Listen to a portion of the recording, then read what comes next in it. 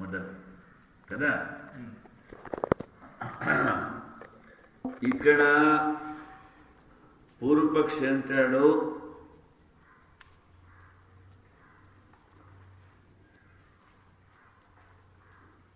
మనోమయ ప్రాణ శరీర భారూప అని వచ్చింది కనుక మంత్రంలో ఇక్కడ జీవోపాసన బ్రహ్మోపాసన అన్నది ప్రశ్న. అప్పుడు సిద్ధాంతం అంటున్నాడు సర్వత్ర ప్రసిద్ధోపదేశ, వేదాంతంలో వేదాంత వాక్యాల్లో బ్రహ్మోపదేశం ప్రధానము నాయన. అందుకని ఈ మనోమయత్వము ప్రాణ శరీరము ఉపాసన గురించి చెప్పారు, అంతేకాని ప్రసిద్ధోపదేశాత్ ఇక్కడ జీవోపాసన కాదు. తర్వాత వివక్షిత గుణోపపత్తేశ్చ భారూప సత్యసంకల్ప అని చెప్పారు కనుక ఆ సత్యసంకల్పుడు పరమాత్మయే వివక్షిత గుణా.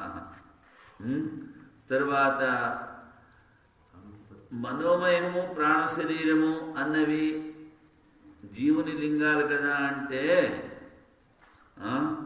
ఈయనంటాడు సర్వాత్మత్వాత్ త్వం స్త్రీ త్వం పుమాన్ అన్నట్టు చెప్పారు కనుక వివక్షిత గుణా ఏమిటి భారూప సత్యసంకల్ప ఇలాంటివన్నీ ఉపాసన గురించి చెప్పారు, అంతేకాని ఇక్కడ జీవోపాసన కాదు. అనుపస్థేస్తు నా శారీర, శారీర అంటే జీవుడు, యుక్తి సంగతం కాదు. ఎందుకు యుక్తి సంగతం కాదు? బ్రహ్మైవ ఉపాస్య నతు జీవ. ఉపాసన మనము బ్రహ్మని చేస్తున్నాం కానీ జీవుణ్ణి ఉపాసన చేయట్లేదు. తరువాత ఆ బ్రహ్మకి ఆకాశాత్మ అవాకి అనాదర అని చెప్పారు విశేషణం. ఆయన ఆకాశములాగా వ్యాపకమైన శరీరం గలవాడు, తరువాత వానికి అతీతుడు, దేనిని కోరడు, ఎందుకంటే ఆయన ఆప్తకాముడు కనుక. కర్మకర్తవ్యోపదేశాచ ఏతవిధ ప్రేత్య అభిసంభవితాస్మి అని జీవుడు అంటున్నాడు. ఇతః ప్రేత్య, ఈ శరీరాన్ని వదిలిపెట్టి నేను ఆ పరమాత్మ రూపాన్ని పొందుతాను అని చెప్పారు కనుక పరమాత్మ కర్మ, జీవుడు కర్త. మరి దీన్ని కనుక చూసినట్లయితే ఈ జీవుడు ఆ పరమాత్మను పొందుతున్నాడని చెప్పారు కానీ జీవుడు జీవాత్మ గురించి ఇక్కడ చెప్పలేదు. వాడంటాడు ప్రాణ ఏమిటి మనోమయ ప్రాణ శరీర అని చెప్పారు కనుక జీవాత్మ. తర్వాత శబ్ద విశేషాత్, విశేషమైన శబ్దం ఏమిటి? ఇక్కడ శబ్ద విశేషాత్ అన్నప్పుడు వ్రీహేర్వా యవో వా శ్యామాక వా శ్యామాక తండ్రిలో వా ఏవం అయం అంతరాత్మన్ పురుషో హిరణ్మయ అని చెప్పారు. అంతరాత్మన్ అన్నది ఆ హిరణ్మయ పురుషుడు ఈ జీవాత్మని లోపల ఉన్నాడు అని చెప్పినప్పుడు మొట్టమొదటి విశేషణాలు ఏమిటి చెప్పారో చాలా చిన్న, చాలా వ్రీహి అంటే గోధుమ అంత కానీ మన ధాన్యం గింజ అంత కానీ ఆ శ్యామాక గింజ అంత కానీ ఇంత సూక్ష్మమైన వాడు ఆ హిరణ్మయుడు ఈ ఆత్మలో ఉన్నాడని చెప్పారు. అలా అని చెప్పినప్పుడు ఏమిటంటే అతి సూక్ష్మమైన వాడు వాడే, అత్యంత విశాలమైన వాడు వాడే కనుక అతి సూక్ష్మమైనటువంటి తేజోమయ పురుషుడు ఆ జీవునిలో ఉన్నాడు అని చెప్పారు. మరి జీవుడిలో ఉన్నాడు అంటే జీవుడి కన్నా వేరు. కుండలో బియ్యం వెయ్యి అంటే కుండ బియ్యం కాదు, బియ్యం కుండ కాదు. జీవుడిలో పరమాత్మ ఉన్నా అంటే జీవుడు ఎలా అవుతాడు? కనుక స్మృతేశ్చ ఈశ్వర సర్వభూతానాం అనే స్థితిలో కూడా చెప్పారు. అర్భకోపస్తాత్ తద్వ్యపదేశాచ నేతి చేతన నిత్యాయత్వ. చాలా చిన్నగా సూక్ష్మం అంటే అదేమిటి కొరడ ముళ్ళు, ఏమిటి ముళ్ళు కాదు దాని పేరు ఏదో ముళ్ళుకర్ర. ఆ ముళ్ళుకర్రగా సూది మొన అంత సూక్ష్మం చెప్పారు కదా. అర్భకౌకస్వాత్ అంటే అలా కాదని నిత్యాయత్వాత్. ఏమిటి? ఆ హృదయ దేశంలో ఆయనని ఉపాసన చేసి మీరు అనుభవించండి, చూడండి అని చెప్పారు. అందుకని అక్కడ సూక్ష్మదేశం చెప్పారు కదా అని జీవుడు కాదు. తర్వాత 38 39 ఏమిటి సూత్రము? సంభోగ ప్రాప్తిరిది చేత్ న వైశేష్యాత్. సంభోగ ప్రాప్తిరిది చేత్ న వైశేష్యాత్. మరి జీవుడు అందరిలో ఉన్నాడు అంటున్నావు పరమాత్మ. ఆ జీవుడి సుఖ దుఃఖాలన్నీ ఆ పరమాత్మ కూడా చేరుతాయి కదా అంటే నాయన మిథ్యా జ్ఞానము వల్ల కల్పించిన మనసులో ఉన్నటువంటి జీవుని సుఖ దుఃఖాలు ఆ ఆత్మకి అంటవు. అసంగోహి అయం పురుష. అదేవిధంగా నువ్వు కూడా నేను ఆత్మని, నాలో ఏమీ దుఃఖం లేదు, ఈ మనసు జడము అని నువ్వు కూడా చింతన చేస్తే నీకు కూడా. ఇప్పుడు ఎవడైనా తిట్టాడు అనుకోండి, అప్పుడు కొంచెం విచారం చేసి చూడండి. జడాన్ని తిడితే రియాక్ట్ అవ్వదు. ఆత్మ అసంగుడు, నేను ఆత్మని, నీ తిట్టు నీకే పోరాను. అయ్యో నన్ను తిట్టాడని ఏడుస్తూ కూర్చుంటే మూల ఇంకా దుఃఖం పెరిగిపోతుంది. తలనొప్పి వస్తుంది, భోజనం సాయంత్రం నిద్రపోతుంది.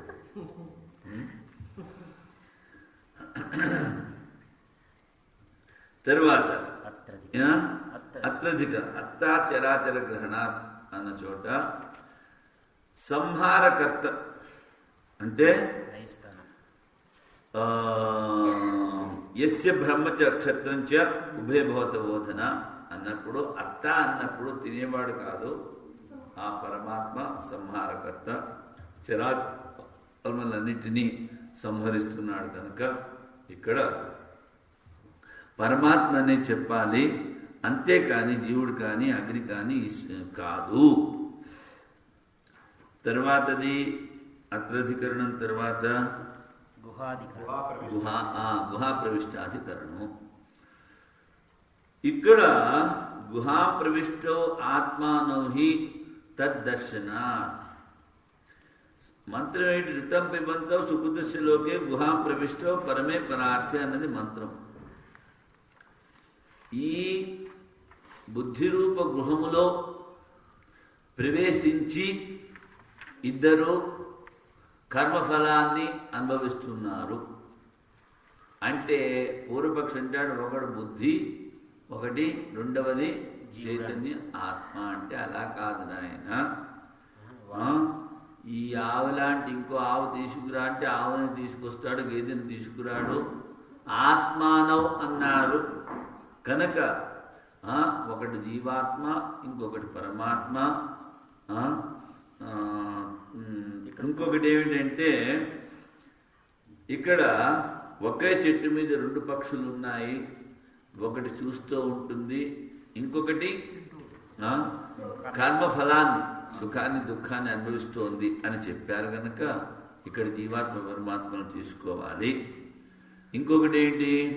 విశేషణాచ్య, విశేషణం కూడా చెప్పారు. ఏమిటి విశేషణము అంటే ఈ శరీరాన్ని రథం అనుకోమన్నారు. శరీరం లోపల ఉన్నది ఆత్మ, ఆ తర్వాత బుద్ధి సారథి, ఇంద్రియాలు గుర్రాలు, ఇలాంటివన్నీ విశేషాలన్నీ చెప్పారనక గంతృ గంతవ్యము, మంత్రు మంతవ్యము. జీవుడు గంత పోయేవాడు, గంతవ్య స్థానము పరమాత్మ. తర్వాత మననం చేసేవాడు జీవుడు, మంతవ్య స్థానము పరమాత్మ. ఈ రెండు వేరుగా కనిపిస్తున్నాయి కనుక విశేషణాచ ఇక్కడ ఆ గుహలో ప్రవేశించిన వాళ్ళు జీవ పరమాత్మనే చెప్పాలి. ఇది 43 అయింది కదా. ఇక్కడ అంతరాధికరణము. అంతరాధికరణంలో విషయం ఏంటి? ఏషో అక్షిణి పురుషో దృశ్యచే ఏష ఆత్మ ఇతి హోవాచ. ఈ కదుల్లో కనిపించేటువంటి పురుషుడు ఇదే ఆత్మ, దీనిని ఉపాసన చెయ్యి, ఇదే అమరణ ధర్మము, అభయస్వరూపము, ఇది బ్రహ్మ అని చెప్తే వాడు పూర్వపక్షం అంటాడు, ఇక్కడ ఆధారం చెప్పారు కనుక నువ్వు ఈశ్వరుడు కాకుండా ఛాయ కానీ జీవాత్మ కానీ దేవత కానీ తీసుకో అంటే అప్పుడు చెప్పారు అంతర ఉపపత్తే. అక్షిణి అంతరః పరమాత్మ పురుష. జాగ్రత్త అవస్థలో ఆ ఆత్మ కన్నుల్లో ఉంటుంది, స్వప్నావస్థలో కంఠంలో, సుషుప్తిలో హృదయంలో ఉంటుంది. కనుక ఆత్మత్వ, అమృతత్వ, అభయత్వ 3 విశేషాలు. ఆత్మ చైతన్యం, ఒకటి అమరణ ధర్మత్వం, ఇంకొకటి అభయత్వం. ఈ ధర్మాలు చెప్పారు కనుక, మళ్ళీ తత్వమసి ఆది వాక్యాలు చెప్పారు కనుక ఈ కన్నులలో ప్రతిబింబిస్తున్నటువంటి పురుషుడు పరమాత్మని ఉపాసన చెయ్యి, అంతేకాని జీవుడు అనుకోవద్దు. స్థానాది ఉపదేశాచ, స్థానం ఆ పరమాత్మ ఉండే స్థానం కన్నులలో ఉన్నాడు, కన్నులే ఆయన శరీరము, కన్నులని లోపల నుంచి నడిపిస్తున్నాడు, కానీ కన్నులకి ఆయన తెలియడు. నీలో ఉన్నాడు, నీ శరీరమే ఆయన శరీరము, నిన్ను నడిపిస్తున్నాడు, కానీ నీకు ఆయన స్వరూపము వాణ్ణి ఏమిటంటారు? అంతర్యామి అంటారు. అందుకని స్థానాది ఉపదేశాశ్చ, స్థానం ఏమిటి?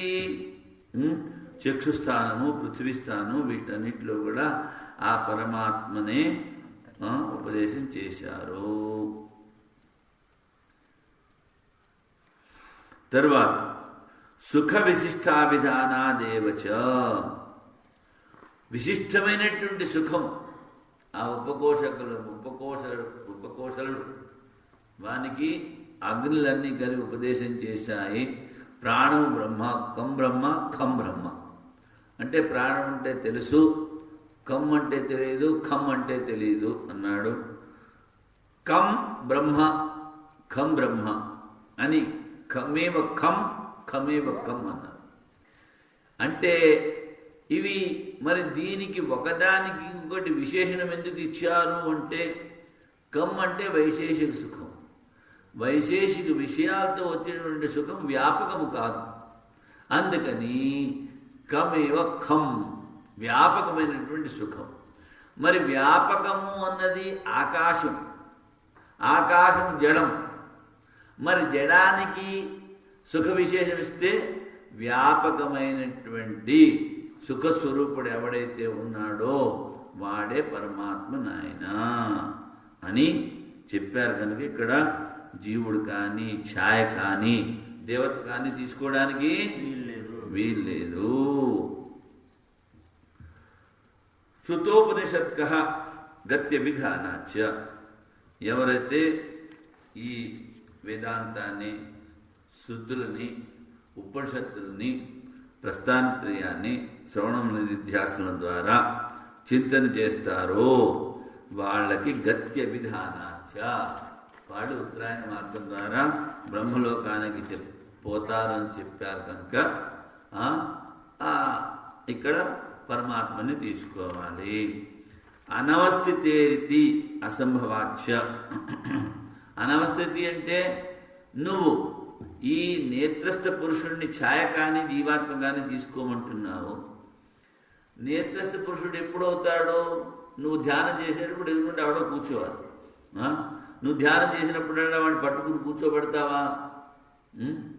వాడి పనులు వాడు చూసుకుంటాడా, లేకపోతే నీ ధ్యానానికి వాడు కూర్చుంటాడా? అనవస్థితే అనవస్థితి. తర్వాత అసంభవం. ఎప్పుడు వాడు కూర్చోవడం అసంభవము. అందుకని జీవుడు కానీ ఛాయ కానీ కాదు నాయన. ఈ విధంగా అంతరాధికరణం అయింది. ఆ తర్వాత అంతర్యామి అధికరణము. ఇక్కడ ఏమిటి? యం పృథివ్యాం తిష్టన్ పృథివ్యా అంతరో యం పృథివీ న వేద యస్య పృథివ్యా శరీరః యః పృథివీమంతరో యమేతి ఏషతే ఆత్మ అంతర్యామి అమృతః అన్న చోట పూర్వపక్షి ఏమిటంటాడు? నువ్వు చెప్పావు కదా అంతర్యామి అని. నియామకుడు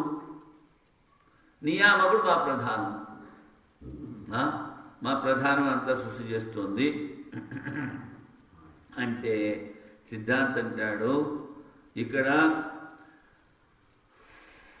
నియమ్య నియామక భావం ఉంది.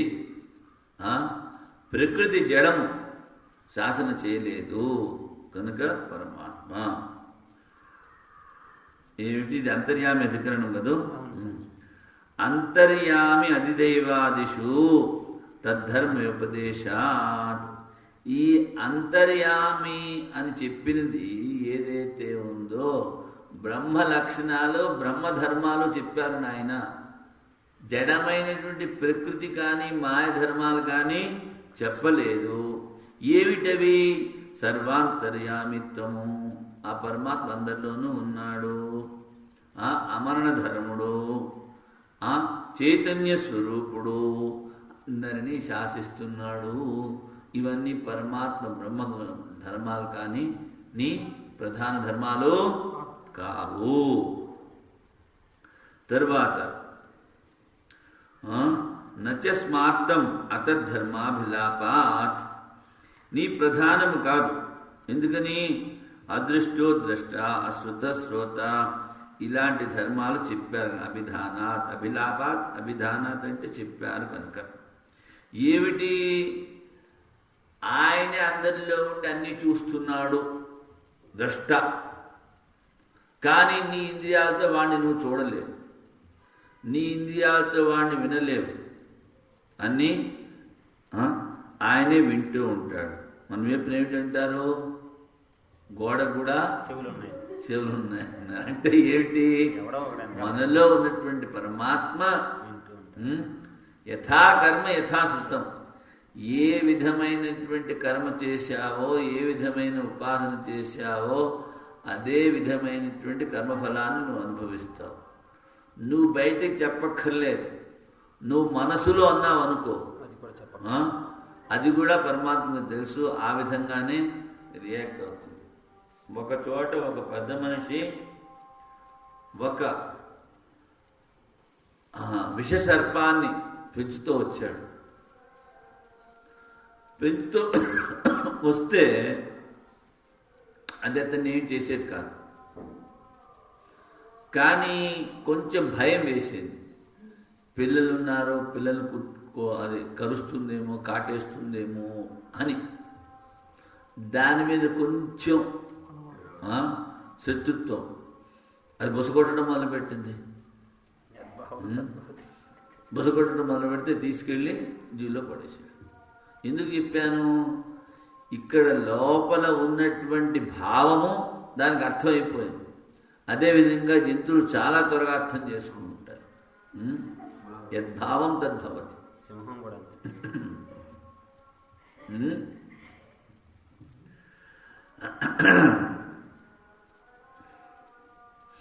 వాడంటాడు ద్రష్ట శ్రోత భోక్త అన్నావు కదా, అందుకని ఎవడో ఒక జీవి, ఒక మనిషి తీవ్రమైన తపస్సు చేసి పెద్ద యోగి అయ్యి అందరిలో ప్రవేశించిన వాడు అంతర్యామి అనుకోవచ్చు కదా. అంటే శరీరశ్చ ఉభయే అపి భేదేన ఏన మధీయతే. రెండు శాఖలలోనూ, కాను శాఖలోను మాధ్యంధిన శాఖలోను శరీరానికన్నా భిన్నంగా చెప్పారు. అందుకని ఇక్కడ యోగి కాదు నాయనా, నియమ్య నియామక భేదంగా చెప్పారు. ఆ పరమాత్మ శాసించేవాడు, జీవుడు శాసింపబడేవాడు అని. అందుకని ఇక్కడ శారీరస్య ఉభయేపి న శారీర అంటే జీవుడు కాదు. ఎందుకు జీవుడు కానీ యోగి కానీ కాదు. ఉభయేపి భేదేన ఏన మధ్యతే. ఈ రెండిట్లోనూ కూడాను, అంటే రెండు శాఖల్లో కూడాను ఆ పరమాత్మని ఈ జీవుడి కన్నా భిన్నముగా ఉపదేశం చేశారు. అంటే పరమాత్మ జీవుడి కన్నా భిన్నము. ఎలాగా? యో విజ్ఞానే తిష్టన్ ఇహ ఆత్మని తిష్టన్. ఈ ఆత్మలో ఉండి నిన్ను నడిపిస్తున్నాడు, ఈ బుద్ధిలో ఉండి నిన్ను నడిపిస్తున్నాడు. నడిపించేవాడు వేరు. మొదటి రోజు చెప్పాను. ఏమిటి చెప్పాను? నడిపించేవాడు లేడు అనుకున్నాం, పరమాత్మ లేడు. మరి నువ్వున్నావా? నేను ఉన్నాను. మరి నీ మనస్సు ఉందా? మనస్సు ఉంది. మరి నీ మనసు నువ్వు చెప్పినట్టు వింటోందా? మరి దాన్ని ఎవరు లోపల నుంచి బయట పంపిస్తున్నారు? కేనేషితం పద్ధతి ప్రేషితం మనః. ఎవరి ఇచ్ఛ ద్వారా ప్రేరితమై మనస్సు బహిర్ముఖమవుతోంది, బయట ఉన్నటువంటి విషయాన్ని గ్రహిస్తోంది అంటే ఆ పరమాత్మ, ఈశ్వరుడు, ఈశ్వర సర్వభూతాన. అందుకని పరమాత్మని నువ్వు ఒప్పుకొని తీరాలి. లేకపోతే ఏంటి అసంతం నీ యొక్క అస్తిత్వము అస్థి చేతి అస్థి చేత్ బ్రహ్మ అస్థి బ్రహ్మ చేద్వేద సంతమేనం విదుహో. నాస్తి చేత్ అస్తిత్వమే ఉండదు. అందుకని అదృశ్యత్వాది గుణకో ధర్మోక్తే ఎత్తదృశ్యం అంటే ఈ ఇంద్రియాల ద్వారా ఆ పరమాత్మని చూడలేము. సర్వజ్ఞ సర్వవిత్ అనేటువంటి ధర్మాలు చెప్పారు గనక ఇక్కడ పరమాత్మని మన ఇంద్రియాలతో చూసేట్లా ఉంటే మరి మళ్ళీ కనిపించాలి కదా మన ముందు. అందుకని అదృశ్యత్వాది గుణాలు చెప్పారు కనుక ప్రధానాన్ని ఎందుకు తీసుకోకూడదు అంటే ధర్మోక్తే ప్రధాన ధర్మాలు చెప్పాలి ఆయన, పరమాత్మ ధర్మాలు చెప్పారు. సర్వజ్ఞ సర్వవిత్ ఇత్యాది అన్నీ చెప్పారు కనుక. తరువాత ఈ స్థూలభూతాలకి కారణమని చెప్పారు కదా. అందుకని అన్నిటికీ కారణం ఆ పరమాత్మే. విశేషణ భేద వ్యపదేశాభ్యాంచ నేతరో. విశేషణ ఏమిటి? దివ్యో హమూర్త పురుష. ఆయన అమూర్త అంటే రూపం లేనటువంటి వాడు, అందరిలో ఉన్నటువంటి వాడు, దివ్యమైనటువంటి వాడు. దివ్యం అంటే దేదీప్యం. ఇవన్నీ చెప్పారు కానీ ఇవన్నీ విశేషణం. తర్వాత ఏమిటి చెప్పారు? భేద వ్యపదే అక్షరాత్ పరత పరహ. ఆ ప్రకృతి కన్నా మాయ కన్నా అతీతుడు పరమ అని చెప్పారు కనుక ఇక్కడ పరమాత్మని తీసుకోవాలి. నీ ప్రధానాన్ని కానీ జీవుని కానీ మిగిలిన వాళ్ళని తీసుకోకూడదు. రూపోపన్యాసాచ్య అన్నారు. ఏతస్మాజ్జాయతే ప్రాణ అగ్నిర్మూఢ చక్షుషి చంద్ర సూర్యో. ఈ విధంగా